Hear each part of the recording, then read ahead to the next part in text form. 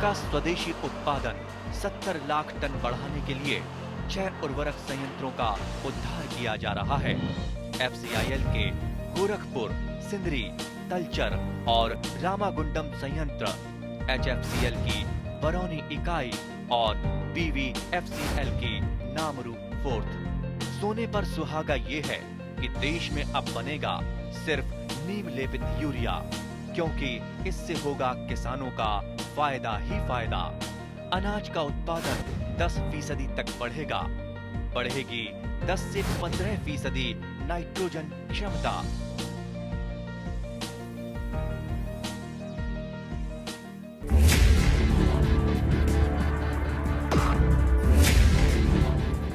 भोजन, जल और शुद्ध वातावरण हमारे जीवन का मुख्य आधार है और कृषि इसका मूल स्तंभ। पिछले 60 वर्षों में विज्ञान आधारित कृषि का व्यापक प्रसार हुआ है। साथ ही कृत्रिम संसाधनों के बढ़ते प्रयोग से कृषि की सतत क्षमता पर चिंताएं बढ़ी हैं। प्रधानमंत्री श्री नरेंद्र मोदी जी के दूरदर्शी नेतृत्व के अंतर्गत रसायन मुक्त जैविक खेती एक महत्वपूर्ण प्रयास है। रसायन मुक्त जैविक खेती को बढ़ावा देने के लिए 5 वर्ष पूर्व सरकार ने परंपरागत कृषि विकास योजना तथा उत्तर पूर्व भारत में जैविक मूल्य श्रृंखला योजनाएं आरंभ की। ऑर्गेनिक फार्मिंग को देश भर में बढ़ावा देने के लिए सरकार अनेक प्रयास कर रही है। इसके लिए परंपरागत कृषि विकास योजना के तहत काम किया जा रहा है। न सिर्फ ऑर्गेनिक फार्मिंग को बल दिया जा रहा है, बल्कि उसके लिए वैल्यू एडिशन और मार्केट की व्यवस्था भी की जा रही है। भारत सरकार एवं किसानों के सम्मिलित प्रयासों से आज देश के लगभग 36 लाख किसान 38 लाख हेक्टेयर क्षेत्र में जैविक खेती कर रहे हैं। इसके अतिरिक्त हमारे देश के अनेक ऐसे क्षेत्र हैं जहां आज भी पारंपरिक जैविक खेती हो रही है।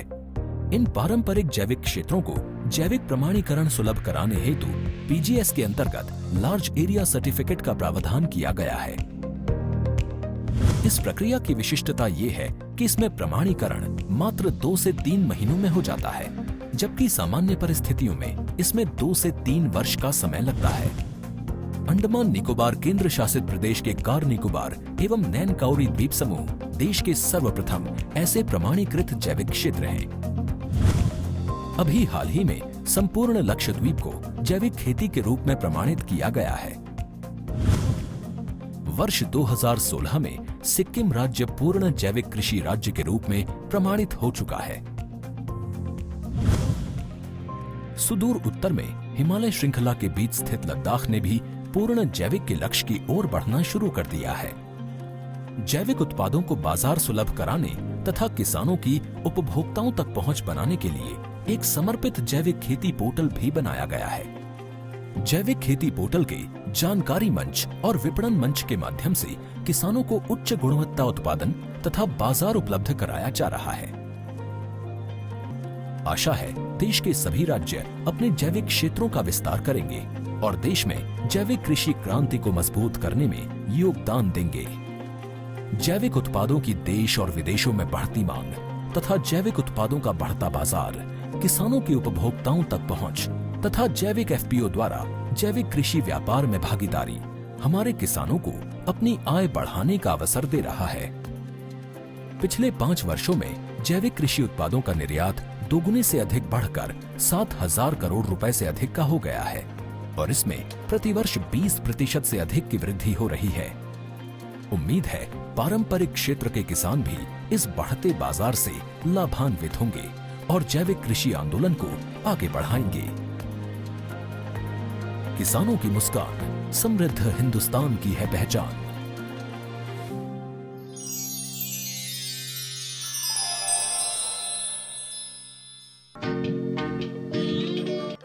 অসমৰ কৃষিখণ্ডলৈ বৈজ্ঞানিক আৰু উন্নত প্ৰযুক্তিৰ ব্যৱহাৰৰ জৰিয়তে আমূল পৰিৱৰ্তন আহিছে।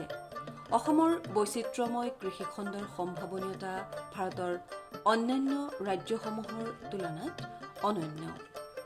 এই খণ্ডৰ সৰ্বাংগীন বিকাশৰ বাবে উন্নয়নমুখী বিভাগৰ লগতে সংস্থাসমূহে নিৰন্তৰ প্ৰচেষ্টা অব্যাহত ৰাখিছে। 2022 চনৰ ভিতৰত কৃষকৰ সৰ্বাংগীন বিকাশৰ লগতে কৃষকৰ আয় দ্বিগুণ কৰাৰ পৰিকল্পনাক বাস্তৱায়িত কৰিবৰ বাবে উৎপাদন বৃদ্ধিৰ লগতে গুণগত খাদ্য সামগ্ৰীৰ উৎপাদনৰ আৱশ্যকতা আছে। ধান অসমৰ মূল খাদ্যশস্য। ধানৰ উৎপাদনে বিগত বৰ্ষসমূহত অভিলেখ গঢ়িবলৈ সক্ষম হৈছে। এই ক্ষেত্ৰত কৃষি বিভাগৰ ৰূপায়িত হৈ থকা আঁচনিসমূহৰ প্ৰত্যক্ষ প্ৰভাৱ পৰিছে। শেহতীয়াকৈ অসম গ্ৰাম্য আন্তঃগাঁথনি ৰূপান্তৰ প্ৰকল্প চমুকৈ এপাৰ্টৰ সহযোগত কৃষি বিভাগ আৰু কৃষি বিজ্ঞান কেন্দ্ৰসমূহে ধানৰ জাতসমূহৰ আপেক্ষিক যোগ্যতা নিৰূপণৰ বাবে ক্ৰপ কেফেটেৰিয়া স্থাপন কৰিছে। বিভিন্ন জাতৰ কৃষিকাল, গঠন, চাউলৰ গুণগত মানদণ্ডৰ ভিন্নতা আছে। প্ৰতিটো জাতৰ উৎকৰ্ষতাৰ বাবে উপযুক্ত কৃষি প্ৰযুক্তিৰ আৱশ্যক। এই ৰাইচ ভেৰাইটেল কেফেটেৰিয়াৰ স্থাপন প্ৰতিখন জিলাতে কৰা হৈছে। কৃষি বিজ্ঞান কেন্দ্ৰ নলবাৰীত পৰীক্ষামূলকভাৱে কৃষি কাৰ্যৰ বাবে 10 বিধ জাত বাছনি কৰিছে। জাতসমূহ হ'ল CR ধান 801, CR ধান 802, TTB 404, ত্ৰিপুৰা চিকন, ৰঞ্জিত চাব 1, বৰা ধান, ক'লা জহা, বাইচমুঠি, বাহাদুৰ চাব 1 আৰু স্বৰ্ণ চাব 1 ধান। প্ৰতিবিধ ধানৰ এলেকা হ'ল 200 বৰ্গমিটাৰ। নলবাৰীত অৱস্থিত কৃষি বিজ্ঞান কেন্দ্ৰৰ প্ৰচেষ্টা সম্পৰ্কে ভাৰপ্ৰাপ্ত মুখ্য বিজ্ঞানী ডক্টৰ মানসী চক্ৰৱৰ্তীয়ে এনেদৰে ব্যক্ত কৰে। আমি উপস্থিত আছোঁ কৃষি বিজ্ঞান কেন্দ্ৰ নলবাৰীৰ বাকৰিত। কৃষি বিজ্ঞান কেন্দ্ৰসমূহৰ এটা মূল উদ্দেশ্যই হৈছে কৃষি ন প্ৰযুক্তিসমূহ কৃষকৰ পথাৰলৈ সম্প্ৰসাৰণ কৰা। আৰু নলবাৰী কৃষি বিজ্ঞান কেন্দ্ৰও জিলাখনৰ কৃষকসকলৰ উন্নয়নৰ কাৰণে অহৰহ প্ৰচেষ্টা চলাই আহিছোঁ। আমি ইয়াত এটা ক্ৰপ কেফেটেৰিয়া কৰিছোঁ। অসম কৃষি বাণিজ্য আৰু গ্ৰাম্য ৰূপান্তৰ আঁচনি, যাক এপাৰ্ট বুলি কোৱা হয়, এই এপাৰ্ট আঁচনিৰ অধীনত আমি কৃষি বিজ্ঞান কেন্দ্ৰৰ পথাৰতে এই ৰাইচৰ এটা ক্ৰপ কেফেটেৰিয়া আমি ইয়াত কৰিছোঁ। আৰু এই ক্ৰপ কেফেটেৰিয়াটোৰ মূল উদ্দেশ্য হৈছে ধানৰ বিভিন্ন জাতসমূহৰ খেতি কৰি জাতসমূহৰ উৎপাদন ক্ষমতা আৰু তাৰ পৰা উৎপাদিত হোৱা চাউলৰ গুণগত মান, তদুপৰি তাৰ এডাপ্টিবিলিটি, ধানৰ জাতটোৱে আমাৰ পৰিৱেশত খাপ খাব পাৰেনে নোৱাৰে, এই সকলোবিলাক কথাই চালি জাৰি চোৱা হ'ব। আৰু আমাৰ ইয়াত আমি 10টা ধানৰ জাত লৈছোঁ। আৰু এই জাতবিলাকৰ ভিতৰত বতৰৰ পৰিৱৰ্তনৰ লগত খাপ খাব পৰা কিছুমান জাত, যেনে বান সহনশীল জাত ৰঞ্জিত চাবুৱান, বাহাদুৰ চাবুৱান, স্বৰ্ণ চাবুৱান আছে। তদুপৰি খৰাং সদৃশ পৰিস্থিতিত খাপ খাব পৰা জাত CR 801 আৰু 80 ধানৰ খেতি কৰা হৈছে। তদুপৰি কিছুমান প্ৰিমিয়াম কোৱালিটি ধান আছে, যেনে বৰা ধান, জহা ধান, তাকো ইয়াত অন্তৰ্ভুক্ত কৰা হৈছে। আৰু কিছুমান জনপ্ৰিয় ধান আছে আমাৰ কৃষকৰ মাজত, যেনে বাইচমুঠি বা আমাৰ অধিক উৎপাদনক্ষম জাত আছে, তেনেকুৱা ত্ৰিপুৰা চিকন বা শ্ৰাৱণী, এনেকুৱা 10টা ধানৰ জাত আমাৰ ইয়াত কৰা হৈছে। প্ৰতিটো ধানকে 200 বৰ্গমিটাৰ ক্ষেত্ৰলৈ কৰা হৈছে। আৰু এই খেতিটোত শস্যটো চপোৱাৰ আগত বা পিছত আমি আগতে কি কৰিম, ধানটোৰ গোটেইকেইটা ধানৰে পাৰফৰ্মেঞ্চ আমি চাম, তাৰ উৎপাদন ক্ষমতা চাম, তাৰ কোৱালিটি চাম, মাৰ্কেটত কিমান এক্সেপ্টেবিলিটি হয় চাম। আৰু ইয়াৰ উপৰিও আমি যিটো পদ্ধতিত খেতি কৰিছোঁ সেইটো একেবাৰে বিজ্ঞানসন্মত পদ্ধতি। প্ৰথমে ইয়াক ধানটো ধুনীয়াকৈ শাৰী শাৰীকৈ ৰোপণ কৰা হৈছে। আৰু শাৰী শাৰীকৈ ৰোপণ কৰাৰ যথেষ্ট উপযোগিতা আছে। শাৰী শাৰীকৈ ৰোপণ কৰিলে বনবাত নিয়ন্ত্ৰণৰ কাৰণে নিৰণি যন্ত্ৰ ব্যৱহাৰ কৰিবলৈ সহজ হয়। তদুপৰি সাৰ প্ৰয়োগৰ ক্ষেত্ৰত যথেষ্ট সুবিধা হয় আৰু ধানৰ পোখা মেলাৰ ক্ষেত্ৰতো যথেষ্ট ফলপ্ৰসূ ফল দেখা যায়। তদুপৰি আমি ইয়াত যি ধৰণৰ ৰাসায়নিক বা জৈৱিক সাৰ ব্যৱহাৰ কৰিব লাগে, সেই অনুমোদিত হাৰতে সাৰখিনি আমি প্ৰয়োগ কৰিছোঁ। আৰু কীট পতংগ নিয়ন্ত্ৰণৰ কাৰণে আমি আমি জৈৱিক পদ্ধতি অৱলম্বন কৰিছোঁ আৰু ধাননি পথাৰত আমি ট্ৰাইকো কাৰ্ড প্ৰতিষ্ঠা কৰিছোঁ, ট্ৰাইকো কাৰ্ড লগাইছোঁ আৰু আমাৰ ফেৰমেন ট্ৰেপ বুলি যিটো আছে পোক পৰুৱা ধৰা ফাণ্ড সেইবিলাকো ইয়াতে সংস্থাপিত কৰা হৈছে। আৰু ট্ৰাইকো কাৰ্ডটো মূলতঃ দিয়া হৈছে আমাৰ ধানৰ যিটো প্ৰধান পোক ষ্টেম বৰাৰ বুলি কয়, মজা খোৱা পোকৰ নিয়ন্ত্ৰণৰ কাৰণে। আৰু প্ৰতি বিঘা মাটিত এনেকুৱা 8,000 কণী থকা ট্ৰাইকো কাৰ্ড সংস্থাপিত কৰা হয়। আৰু ট্ৰাইকো কাৰ্ডৰ মূল কথাটো হৈছে কি, তাত যিবিলাক কণী থাকে সেইটো হৈছে ট্ৰাইকোগ্ৰামা চিলোনিছ নামৰ এটা পৰজীৱী পোকৰ কণী। আৰু সেই কণীটো পথাৰত সংস্থাপিত কৰাৰ পিছত এসপ্তাহৰ ভিতৰত তাৰ পৰা পোক ওলায়, বৰল জাতীয় পোক ওলায়, পৰজীৱী পোক। আৰু সেই পোকটোৱে আমাৰ যিটো ষ্টেম বৰাৰ আছে, ষ্টেম বৰাৰৰ কণীবিলাক ধ্বংস কৰে। সেইটোৱে হৈছে এনেকৈ আমি পোক পৰুৱা নিয়ন্ত্ৰণ কৰিছোঁ। এইটো পৰিৱেশসন্মত এটা পদ্ধতি। তদুপৰি আমি ধাননি পথাৰত কিছুমান বাঁহৰ জেং পুতি দিছোঁ, ইয়াত যাতে চৰাইয়ে জিৰণি লৈ ধানৰ অনিষ্টকাৰী কীট পতংগবিলাক ভক্ষণ কৰিব পাৰে।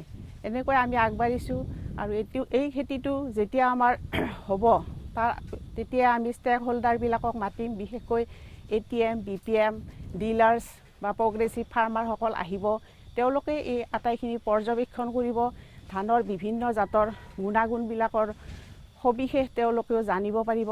আমি পথাৰ দিৱস পাতিম আৰু আল্টিমেটলি আমি গম পাম কোনটো ধানৰ কিমান পাৰফৰ্মেঞ্চ, আৰু সেইমতে আমাৰ কৃষকসকলে এই ধানৰ জাতসমূহ ল'ব পাৰিব খেতি কৰাৰ কাৰণে, আৰু তেখেতসকলে আৰ্থিকভাৱে উন্নত হ'ব পাৰিব। এটা সময়ত পৰম্পৰাগত কৃষি কৰ্মৰ প্ৰতি নতুন চামৰ আগ্ৰহ হ্ৰাস পাইছিল, কিন্তু কৃষিখণ্ডৰ উন্নয়নে নতুন চামক কৃষিৰ প্ৰতি আগ্ৰহী কৰি তুলিছে। নতুন চামে কৃষিখণ্ডত আত্মসন্মানেৰে জীৱিকাৰ পথ বিচাৰি পাইছে। শিক্ষিত যুৱচামৰ এনে আগ্ৰহ কৃষিখণ্ডৰ পৰিৱৰ্তনৰ সঞ্জীৱনী শক্তি বুলি অভিহিত কৰিব পৰা যায়। তেনে এজন উদ্যোগী কৃষক হ'ল নলবাৰী বানেকুচি গাঁৱৰ শ্ৰী বিশ্বজিৎ কাকতি। ফাৰ্মাচী শিক্ষাৰে উচ্চ শিক্ষিত এই যুৱকজনে 2016 চনত নতুন ধৰণেৰে কৃষি কাৰ্যত মনোনিৱেশ কৰে। সমন্বিত কৃষি ব্যৱস্থাৰ অংশস্বৰূপে উদ্যান শস্য, মীন পালন, ছাগলী পালন, গাহৰি পালন, হাঁহ পালন আদিৰ ব্যৱস্থাৰে নিজা পামখন উজ্জীৱিত কৰিছে। শেহতীয়াভাৱে মেক্সিকান প্ৰযুক্তিৰ জৰিয়তে গাহৰিৰ বৰ্জিত অংশৰ ব্যৱহাৰেৰে বায়'গেছ উৎপাদনৰ লগতে বৰ্জিত পদাৰ্থ মাছৰ খাদ্য আৰু সাৰ হিচাপে ব্যৱহাৰ কৰিছে। এই নতুন প্ৰযুক্তিৰ সম্পৰ্কত শ্ৰী বিশ্বজিৎ কাকতিয়ে আমাক এনেদৰে কয়। এইটো আমাৰ ৱেষ্ট মেনেজমেণ্ট ছিষ্টেম হয়, এইটো এটা কোম্পানী হয় ছিষ্টেমা বায়' বুলি, তাৰ পৰা আমি এইটো লগাইছোঁ। Basically this is a Mexican company, আমাৰ পুনেত ইয়াৰ ইণ্ডিয়ান অফিচ এটা আছে। আপোনাৰ এইটো আমি ধৰক ইণ্ডিয়াৰ ভিতৰত আমি ছেকেণ্ড, প্ৰথম প্লেণ্ট এটা ছাউথ ইণ্ডিয়াত লাগিছিলে, তাৰপিছতে আমি খা খবৰ কৰি এইটো প্লেণ্ট ইয়াতে লগাইছোঁ। বেচিকেলি এই প্লেণ্টটোৱে আমাক কি কৰিছে, আমাৰ যিটো গাহৰি গোবৰ আৰু পেচাবটো সেইফালে আহি আপোনাৰ থ্ৰু এ পাইপলাইন আপোনাৰ ড্ৰেইনেজৰ সহায়ত আহি তাত সোমায়। তাৰ পৰা ইনলেট এটা আছে, ইনলেটত আমি ভৰাই দিলে এইটো এটা ডাইজেষ্টাৰ হয়, ইয়াৰ পৰা আপোনাৰ স্লাৰি এটা ওলায়। আৰু ইয়াতে যিহেতু গেছটো পাইপটোৰে মিথেনটো ওপৰলৈ উৰি গৈছে, উঠি যায়, গতিকে আপোনাৰ যিখিনি আমাৰ ইয়াতে মানে স্লাৰি আহে এইটো আমাৰ ফিছ ফিড আৰু আমি বায়' ফাৰ্টিলাইজাৰ হিচাপে আমি ইউজ কৰি আছোঁ। আৰু এই প্লেণ্টটোৰ পৰা আমি এৰাউণ্ড 147 kg বায়'গেছ আমি পাৰ মান্থ পাই আছোঁ। আৰু এইটো আমাৰ কিটচেন কাম, আমাৰ ধৰক যিমানখিনি আমাৰ মাছৰুমৰ যিখিনি খেৰ চেৰ বইল কৰাৰ কাৰণে কমাৰ্চিয়েল চোলা দি আমি ইউজ কৰি আছোঁ। এইটো এটা মানে বিৰাট ধুনীয়া ছিষ্টেম। আপোনাৰ ফাৰ্মখনত মানে গোবৰটো ডাম্প হৈ নাযায়, ই ধুনীয়াকৈ প্ৰচেছ হৈ পেলাই গোটেইখিনি বস্তু আপোনাৰ এটা সুন্দৰভাৱে ৱেষ্ট মেনেজমেণ্টটো হয়। আমি বেচিকেলি ইয়াত কি কৰিছোঁ, যিটো স্লাৰিটো ওলায় ইয়াতে আমি এটা পাইপলাইন বহাই দিছোঁ আমাৰ পথাৰলৈকে। ইয়াৰ পৰা আমাৰ যিটো স্লাৰি পাম্পেৰে ইয়াক যেতিয়া ঠেলি দিওঁ এইটো পথাৰলৈ যায়, তো এইটো ডিৰেক্টলি আমাৰ ধৰক ফাৰ্টিলাইজাৰখিনি হৈ যায়। আমাৰ অৰ্গেনিক ইনঅৰ্গেনিক সাৰ তেনেকৈ কিনিবলগীয়া নহয়। আৰু এইটোৱে বস্তু আমাৰ তলত যিখিনি অৱশিষ্টখিনি থাকি যায় সেইখিনি আমি মাছৰ দানা হিচাপে পুখুৰীলৈকে ঠেলি পঠাওঁ। এইখিনি আমি ধুনীয়াকৈ, বা আমাৰ ইয়াত দেখিবলৈ পাব এইবোৰ ধৰক মাছৰুমৰ আমাৰ যিখিনি অৱশিষ্টবোৰ শেষ হোৱাৰ পিছত এইবিলাক আমি ভাৰ্মি কম্প'জ হিচাপে অলমষ্ট কম্প'জ হৈয়ে থাকে। এইখিনি অকণমান কেইদিনমানৰ ভিতৰতে আৰু ধুনীয়াকৈ কম্প'জ হ'ব। এইখিনি আমি খেতিত ব্যৱহাৰ কৰিম। এইখিনি আমাৰ ধৰক সাৰখিনি হৈ যায় আমাৰ। সমন্বিত কৃষি ব্যৱস্থা কৃষকৰ বাবে গোটেই বছৰ জুৰি উৎপাদন পোৱাৰ এক আহিলা। এই ব্যৱস্থাৰ বাবে 1 হেক্টৰ মাটিকালি হ'লেই হয়। সমন্বিত কৃষি ব্যৱস্থাৰ অতি আদৰণীয় দিশটো হ'ল পামৰ বৰ্জিত পদাৰ্থৰ সঠিক ব্যৱহাৰ। এটাৰ বৰ্জিত পদাৰ্থ আনটোৰ পৰিপূৰক হিচাপে কাম কৰে। অসমৰ কৃষিখণ্ডৰ যথেষ্ট সম্ভাৱনীয়তা আছে। সময়ে সময়ে কৃষিখণ্ডত কিছু ঋণাত্মক প্ৰভাৱ পৰিলক্ষিত হৈছে। বিশেষকৈ জনসংখ্যা বিস্ফোৰণ, উন্নয়নমূলক পদক্ষেপৰ বা কৃষিভূমি সংকুচিত হোৱা আদি বিভিন্ন সমস্যাই কৃষিখণ্ডত প্ৰভাৱ পেলাইছে। এনে পৰিস্থিতিত কৃষিখণ্ডৰ যান্ত্ৰিকীকৰণৰ লগতে অনুকূল পৰিৱেশে কৃষিখণ্ডলৈ নতুন চামক আকৰ্ষিত কৰাৰ লগতে কৃষিৰ প্ৰগতি অধিক ত্বৰান্বিত হোৱাত সহায়ক হ'ব।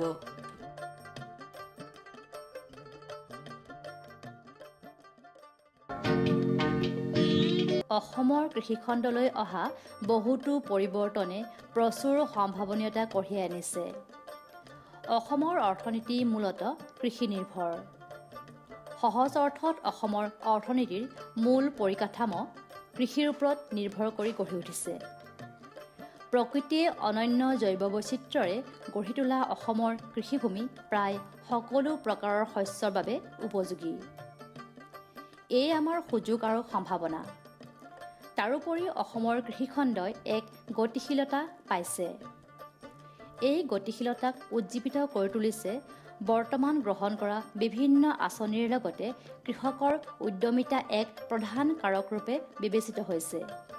কৃষিৰ বিভিন্ন পদ্ধতি ইতিমধ্যে কৃষকৰ মাজত জনপ্ৰিয় হৈ সমাদৰ লাভ কৰিছে। ইয়াৰ ভিতৰত এটা উল্লেখযোগ্য পদ্ধতি হ'ল সমন্বিত কৃষি ব্যৱস্থাপনা। ই এক সংযুক্ত কৃষি ব্যৱস্থাপনা। ইয়াৰ জৰিয়তে কৃষিৰ লগতে মীন পালন, হাঁহ কুকুৰা, গাহৰি পালন, উদ্যান শস্য আদিৰ খেতি কৰি কৃষকৰ আয় বঢ়োৱাৰ লগতে ফাৰ্মৰ বৰ্জিত পদাৰ্থৰ সঠিকভাৱে স্বনিৰ্ভৰশীলভাৱে ব্যৱহাৰ কৰি কৃষকৰ আয় বঢ়োৱাৰ লগতে বৰ্জিত পদাৰ্থৰ পুনঃ ব্যৱহাৰেৰে কৃষকক অধিক সমৃদ্ধিশালী হোৱাত সহায়ক হয়। নলবাৰী জিলাৰ পানেকুচি গাঁৱৰ শ্ৰী বিশ্বজিৎ কাকতি ফাৰ্মাচী শিক্ষাৰে উচ্চ শিক্ষিত এই যুৱকজনে সমন্বিত কৃষি ব্যৱস্থাপনাৰ এক সুন্দৰ প্ৰয়াস দিবলৈ যত্নপৰ হৈছে। 2016 চনত কৃষিকাৰ্যৰ লগত জড়িত হৈ পৰা এই যুৱকজনে কৃষিপামৰ বৰ্জিত পদাৰ্থৰ ব্যৱহাৰিক দিশটো অতি আকৰ্ষণীয়ভাৱে গঢ়ি তুলিছে। মীন পালনৰ সমান্তৰালকৈ উদ্যান শস্যৰ বিভিন্ন শাক পাচলিৰ খেতি কৰে। সম্পূৰ্ণ জৈৱিকভাৱে কৰা উৎপাদিত সামগ্ৰীসমূহৰ বজাৰ চাহিদা অধিক। ইয়াৰ লগতে ছাগলী পালন, গাহৰি পালনৰ লগতে কৃষি পৰ্যটনৰ ক্ষেত্ৰখনত নিজৰ সবল স্থিতি প্ৰকাশ কৰিবলৈ সক্ষম হৈছে। সমন্বিত কৃষি ব্যৱস্থাপনা সম্পৰ্কে শ্ৰী বিশ্বজিৎ কাকতিয়ে আমাক এইদৰে কয়। আমি বিশেষকৈ এতিয়া আমাৰ কাম হৈ আছে, আমি ওলকবি মানে কবি মূলা খেতি আমি 3 নম্বৰ বেটছ লগাই আছোঁ এতিয়া, মূলা শাকটো যিহেতু। তাৰপিছতে আমাৰ এতিয়া ওলকবি, নেচেৰা, তিয়হ, আপোনাৰ অমিতা প্ৰায়বোৰ অমিতা আমাৰ ফল অহা আৰম্ভ হৈছে। সেইখিনি আমি এতিয়া কৰি আছোঁ। তাৰ লগতে আৰু আমাৰ পানীলাও, আমাৰ যিবোৰ ৱাটাৰ এৰিয়াটো ইউজ কৰি আমি পানীলাও খেতিবোৰ কৰা হয়, পানীলাও কৰি আছোঁ। খেতিৰ কাৰণে আমি এইখিনি কৰি আছোঁ। ইয়াৰ আগতে ভোট জলকীয়া আছিল, ভোট জলকীয়া এতিয়া জাষ্ট আমাৰ শেষ হৈছে এইটো ছেছনত। এই 5 বছৰ ধৰি আপুনি ইণ্টিগ্ৰেটেড ফাৰ্মিং ছিষ্টেমত কাম কৰি আছে। এই পদ্ধতিটোৰ সুবিধা অসুবিধা কেনেধৰণৰ? ইয়াত বিশেষ অসুবিধা আমি তেনেকুৱা একো পোৱা নাই। অসুবিধাটো কিয় একো পোৱা নাই, কাৰণ এটা বস্তুৱে আন এটাৰ কাৰণে ডিপেণ্ডেবল হয়।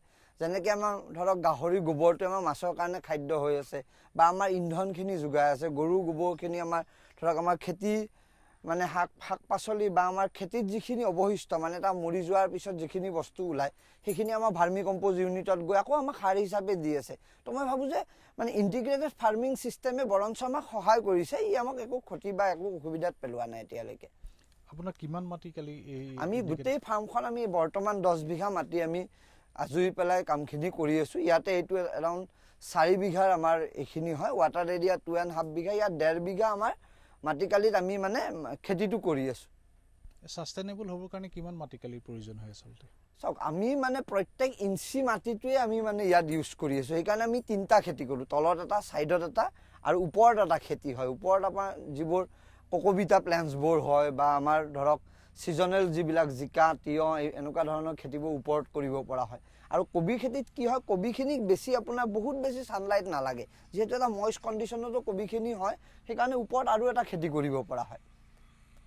আৰু আপুনি যেহেতু ক'লে যিখিনি জাত আপুনি কৰিছে হয়, স্থানীয় জাতৰ কৰে নে আপুনি বিশেষকৈ হাইব্ৰিড? আমি চাওক আমি প্ৰত্যেকটো বস্তুৱে আমি মানে আমাৰ কথাটো হ'ল যে আমি কৃষি বিজ্ঞান কেন্দ্ৰৰ যিসকল চাইণ্টিষ্ট আছে তেওঁলোকৰ লগত প্ৰত্যেকটো ক্ষেত্ৰতে দিহা পৰামৰ্শ লৈ বহুতখিনি বস্তু তেওঁলোকে আমাক বনাই দিয়ে বা তেওঁলোকে আমাক যোগান ধৰি দিয়ে যে এইখিনি ধৰক আমি অকণমান কিছুদিন আগতে বিলাহী কৰিছিলোঁ পলি হাউচৰ ভিতৰত, সেই গোটেই বস্তুখিনি আমাক কৃষি বিজ্ঞান কেন্দ্ৰই দিয়ে। আৰু আমাৰ যিকোনো বস্তু কৰাৰ আগত আমি গোটেইখিনি দিহা পৰামৰ্শ কৃষি বিজ্ঞান, কাৰণ তেওঁলোক এইখন ফিল্ডত বহুতখিনি বস্তু তেওঁলোকৰ বহুত এক্সপিৰিয়েঞ্চ হয় বা তেওঁলোকে ধৰক বিভিন্ন শিতানৰ চাইণ্টিষ্ট আমি পাওঁ, তো তেওঁলোকৰ সহায় সহযোগিতাত আমি কামখিনি কৰি আছোঁ। তাৰ কাৰণে আমাৰ বহুত বেছি সুবিধা হৈছে। কাৰণ সুবিধা কিয় হৈছে, আমাৰ চিলেকশ্যন অফ ব্ৰিড কৰাত বহুতখিনি ইজি হৈছে। যে আমি ধৰক এতিয়া ছানগ্ৰ' ওলকবি কৰি আছোঁ বা আমি যি ধৰণৰ খেতিটো কৰোঁ সেই ধৰণৰ খেতিত আমি কি কৰিলে হয়, চক্ৰ বুলি আপুনি নেচেৰা খেতিটো কৰোঁ। মানে ইয়াত কোনো এনেকুৱা কথা নাই যে তেওঁলোকে আমাক প্ৰত্যেক ক্ষেত্ৰতে হাতত হাত ধৰে আগবঢ়াই লৈ গৈ আছে। অসমৰ কৃষিখণ্ডলৈ নতুন প্ৰজন্ম আকৰ্ষিত হোৱাটো অত্যন্ত শুভ লক্ষণ। পৰম্পৰাগত কৃষি ব্যৱস্থাৰ পৰিৱৰ্তে আধুনিক যান্ত্ৰিক কৃষিৰ প্ৰতি নতুন চামৰ আগ্ৰহ বেছি। কৃষি বিভাগে এপাৰ্ট আদিৰ সহযোগত কৃষি বাণিজ্যিকীকৰণ দিশটো শক্তিশালী কৰাত বৰ্তমানে উল্লেখযোগ্য ভূমিকা গ্ৰহণ কৰি আহিছে। তাৰোপৰি নিশ্চিত আৰ্থিক সহায় আদিয়ে কৃষিখণ্ডক আৰু অধিক গতিশীল কৰি আৰু বহুজনৰ সন্মানজনক স্বনিয়োজনৰ পথ মুকলি কৰিব। কৃষিখণ্ডৰ সাৰ্বিক উন্নয়ন আজিৰ দিনত সকলোৰে প্ৰত্যাশা।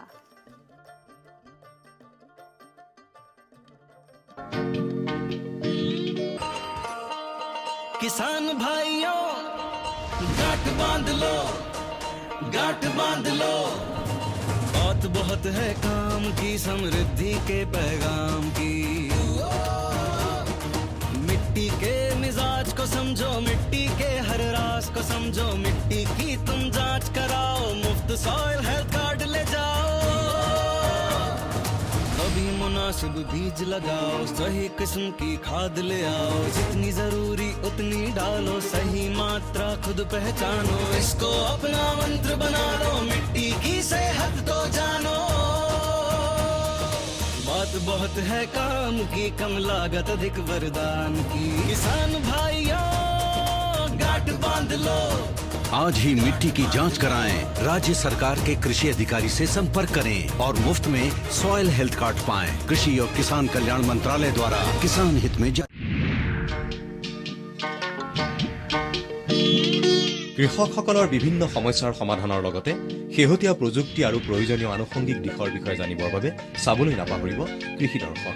প্ৰচাৰিত হয় প্ৰতি সোমবাৰৰ পৰা শুকুৰবাৰলৈ সন্ধিয়া 5:30 বজাৰ পৰা 6 বজালৈ।